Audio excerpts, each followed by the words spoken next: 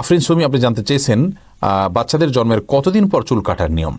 দেখুন, বাচ্চার জন্মের ৭ম দিনে চুল কাটবেন, এটি হলো সুন্নাহ, এবং চুল কাটার পরে চুল ওজন পরিমাণ স্বর্ণ অথবা রূপা দান করে দিবেন, এতে সওয়াব পাবেন, এটি হলো সুন্নাহ। তুরাবি ফারহা ওমি আপনি জানতে চেয়েছেন কেবলার দিকে পা দিয়ে শুয়ে থাকলে গুনাহ হয়, এই কথা কতটুকু সত্য? দেখুন, কেবলার দিকে পাও দিয়ে ঘুমালে বা শুলে আপনার গুনাহ হয় এরকম কোনো কথা হাদিস থেকে বর্ণিত নয়। হাদিসে কেবলার দিকে পা দেওয়ার ব্যাপারে কোনো নিষেধাজ্ঞা নেই।